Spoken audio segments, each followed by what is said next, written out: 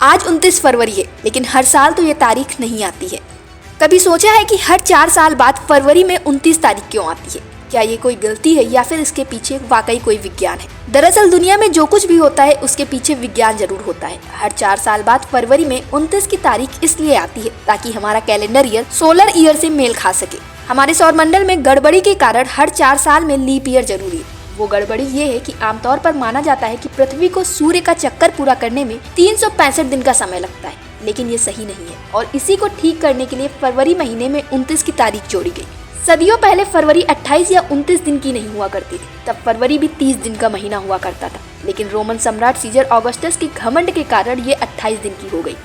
इसके लिए इतिहास में जाना होगा। ईसा के जन्म से 46 साल पहले रोमन सम्राट जूलियस सीजर ने नई गणनाओं के आधार पर नया कैलेंडर तैयार किया। इस कैलेंडर में 12 महीने थे। 44 ईसा पूर्व में जूलियस सीजर की हत्या हो गई। उनके सम्मान में कैलेंडर के 7वें महीने का नाम जुलाई रखा गया। जुलाई में 31 दिन हुआ करते थे। जूलियस सीजर के बाद सीजर ऑगस्टस सम्राट बने। उनके नाम पर 8वें महीने का नाम अगस्त पड़ा। अब ऑगस्टस को इस बात से चिढ़ थी कि जूलियस सीजर के नाम पर रखे गए जुलाई महीने में 31 दिन थे, लेकिन उनके नाम पर रखे गए अगस्त महीने में 29 ही दिन हुआ करते थे। ऑगस्टस ने अगस्त को भी जुलाई के बराबर बनाने की ठान ली और कैलेंडर में बदलाव कर दिया। इस तरह अगस्त महीने में 31 दिन हो गए और फरवरी में 28 दिन हो गए। रोमन साम्राज्य में कैलेंडर का चलन था। जूलियस सीजर के सम्राट बनने से पहले तक जो कैलेंडर था उसमें 355 दिन हुआ करते थे। तब सोलर ईयर से कैलेंडर ईयर को मेल करने के लिए हर 2 साल में 22 दिन जोड़े जाते थे, लेकिन इससे कई सारी समस्याएं होने लगी। फिर जूलियस सीजर ने नए सिरे से गणनाएं कराई। इसमें सामने आया कि पृथ्वी को सूर्य का एक चक्कर लगाने में 365 दिन 6 घंटे का समय लगता है, इसलिए कैलेंडर को 365 दिन का कर दिया गया।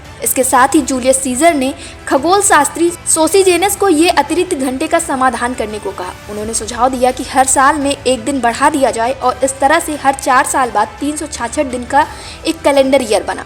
कैलेंडर पर लगातार काम होता रहा। 15वीं सदी में रोमन चर्च के पोप ग्रेगोरी 13वें ने फिर नए सिरे से कैलेंडर पर काम शुरू किया। उन्होंने अपनी गणना में पाया कि पृथ्वी को सूर्य का चक्कर पूरा करने में 365 दिन 6 घंटे का वक्त नहीं लगता है, बल्कि पृथ्वी 365 दिन 5 घंटे 46 मिनट और 48 सेकंड में सूर्य का एक चक्कर पूरा करती है। उन्होंने पाया कि इस वजह से हर 400 साल में समय 3 दिन पीछे हो रहा था। ऐसे में 16वीं सदी आते आते समय 10 दिन पीछे हो चुका था।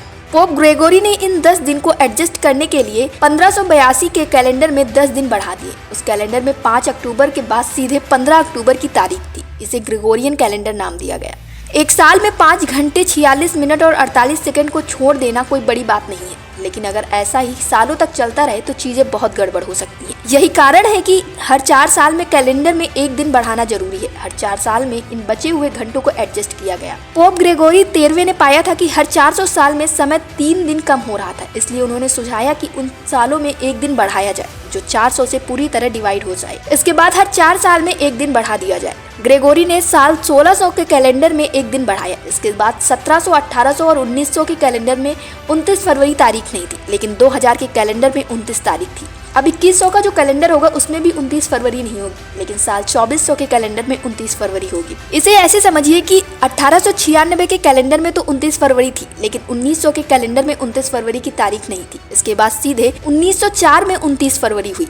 इसी तरह से 2096 के कैलेंडर में तो 29 फरवरी होगी, लेकिन 2100 के कैलेंडर में ये तारीख नहीं होगी। 2096 के बाद 2104 के कैलेंडर में फरवरी 29 महीने की होगी। अगर हर साल में लीप डे ना जोड़ा जाए तो कई सारी दिक्कतें हो सकती है। लीप डे इसलिए जरूरी है क्योंकि ये कैलेंडर ईयर को सोलर ईयर से मैच कर देता है। कैलेंडर ईयर के हिसाब से एक साल 365 दिन में पूरा हो जाता है, जबकि सोलर ईयर के हिसाब से एक साल 365 दिन और लगभग 6 घंटे में पूरा होता है। नासा के मुताबिक एक साल में 6 घंटे का वक्त बहुत मायने नहीं रखता है, लेकिन सालों तक इसे नजरअंदाज करना बड़ी समस्या खड़ी कर सकता है। इससे मौसम का सिस्टम तक बदल सकता है। जैसे किसी जगह पर जुलाई गर्मी का महीना है, अगर लीप ईयर नहीं होता तो कुछ सैकड़ों सालों में जुलाई सर्दी का महीना हो जाएगा। पोप ग्रेगोरी 13वें ने जो कैलेंडर तैयार किया था और गणना की थी, ये उसी का नतीजा है कि सदियों बाद भी मौसम का सिस्टम जस का तस बना हुआ है। यानी अगर 500 साल पहले जुलाई में गर्मी पड़ती थी तो आज भी गर्मी जुलाई में पड़ती है। हालांकि नेशनल जियोग्राफिक की रिपोर्ट बताती है कि ग्रेगोरियन कैलेंडर भी पूरी तरह से सटीक नहीं है। इस कैलेंडर में भी हर साल 30 सेकंड का बदलाव होता है, लेकिन इससे कुछ खास फर्क नहीं पड़ता, क्योंकि हर साल 30 सेकंड का अंतर आ भी रहा है तो भी अगले 3300